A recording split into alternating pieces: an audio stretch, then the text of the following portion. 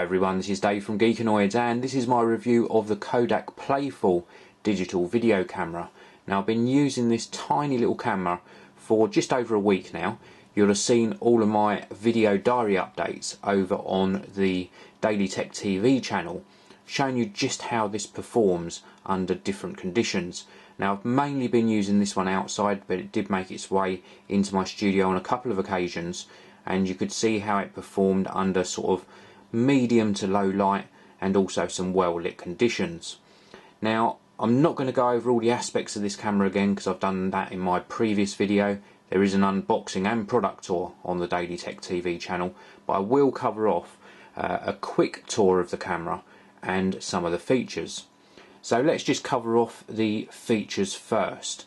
This little camera actually sports a 1.5 inch TFT colour display. It's got an LCD glare shield on it as well, so it does work very nicely outdoors. There's 128 megabytes of internal memory. That's enough to get you going, so you can at least sort of test the device. But if you open up this flap here, you've not only got a mini HDMI socket on there, you've also got an SD card slot. Now that SD card slot supports memory cards up to 32 gigabytes, so SDHC cards as well. Now if you want to know how much you'll fit on one of these SD cards, if you're recording at 720p HD at 30 frames per second, you get roughly about 20 minutes per gigabyte. So about 20 minutes per gigabyte in 720p. So let's close this flap up. It's quite nicely constructed, this flap. It does feel a little bit plasticky, but the fit's nice and it's easy to open and close as well. Now I mentioned 720p. There are various video qualities that you can set in the menu options on this. If I just turn the camera on and I'll touch this button here. Now it's not a touch sensitive button, you do actually have to push it in. So there's like a membrane behind this cover where you push through to hit the button underneath this little sort of spanner symbol for the settings. Now you've got LCD brightness and glare here. We've got some effects that we can apply. Let me just go into this menu. We've got normal, high saturation, 70s film, black and white and sepia. But I mentioned to you about the video resolution. Now 720p gets you 20 minutes per gigabyte. We can also select 1080p, so it will record in full 1080p 30 frames per second. We've also got 720p, which is 1280 by 720 at 60 frames per second. The same resolution at 30 frames per second. And then we've got lower resolution, which is WVGA. It does also capture stills, so you can capture sort of photographs on here, and they are captured at 5.3 megapixels in 16:9 format. So let me just go back to the rest of the settings and you can have a look in here. We've got a microphone gain function. Now the microphone is a mono microphone, it's not stereo, but for the most of us that is perfectly sufficient. For the likes of YouTube videos, a lot of people worry about the sound. Stereo sound is good, 5.1 sound is pointless on YouTube, so mono microphone on this is absolutely fine. Go down the next one, we've got sounds and LED settings. If I go into here, we can either turn them off or on. We've got date and time settings, share settings. Now if I go into share settings, it's in here that we can select which services are available for sharing the content that we capture. Now we've got the likes of Facebook, Flickr, Kodak Gallery, YouTube, Twitter, Orkut, Yandex, Kixin001, email and the Kodak Pulse digital range of frames. And we just put ticks, or sorry, we highlight them in red I should say, for which services will be available when you hit that share button just underneath this four-way sort of rocker control. Let's go back out. We've also got video output settings where we can select between PAL and NTSC, language settings, reset settings, format the memory card and about. So that is it in the settings. When you come out of the settings, it goes to video mode. You can see my hand underneath. There's no white balance controls or anything like that. There's no exposure locks. You do get some change in the sort of brightness and tone of your video when darker or lighter subjects come in front of the camera lens, but it's not too bad at all. The other buttons I'll just show you here, as well as this sort of four-way rocker on this ring, the centre button acts as an OK button. We've got a button here which we can push, and this switches it between still photos and video capture. We've got a play button which takes you into the play menu where you can play back previously recorded videos, and then we've got a trash can button here which gives you an option to delete video files that you've recorded. The share button takes you into the share menu, and here we can select between the services we want to share the video on. For me, I pop the memory card out into my Mac, quick bit of editing, and it's ready to upload to YouTube.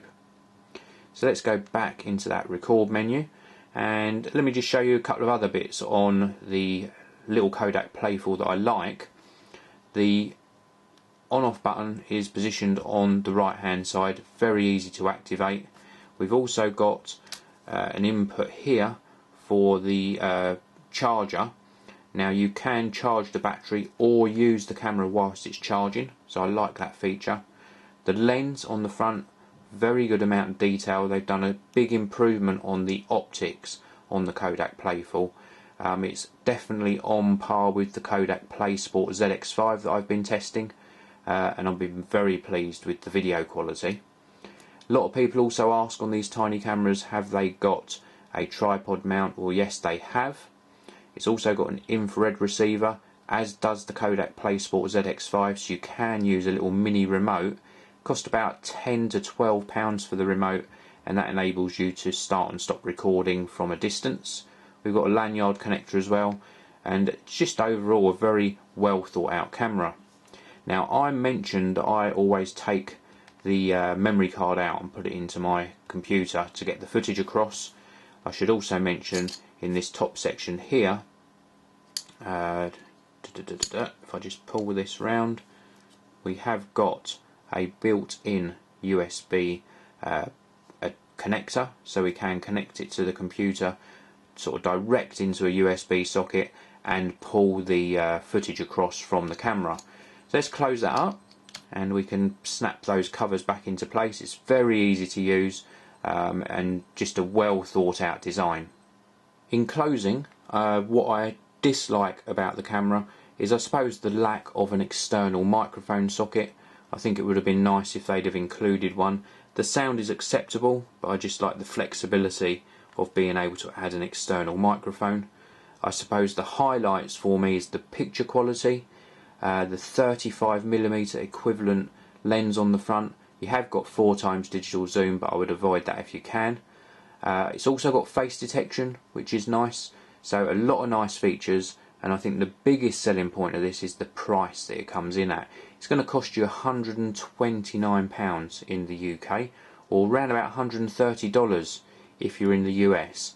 I think that is very good value for money, and I can't emphasise enough that this sort of camera brings in HD video capture at such a low price point, and for that reason it really is a highly recommended product.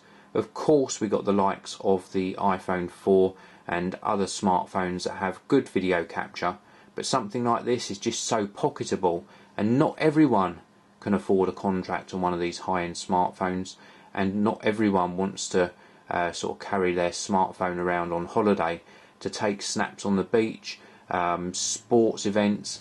Just stick this in your pocket. It's so pocketable.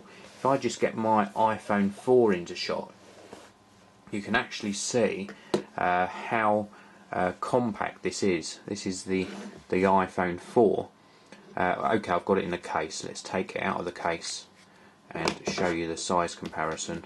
So much smaller. It is obviously thicker than the iPhone 4, but then that allows for the better optics. But the actual physical size, if I show you that, you can see just how small this is. So this is the Kodak PlayFull digital video camera. As I mentioned a short while ago, £129 in the UK, maybe a little bit cheaper if you shop around, $130 in the US. This is a stunning little camera and highly recommended. Thank you very much for watching. Please do come back soon and check out more video reviews on the Geekanoids channel.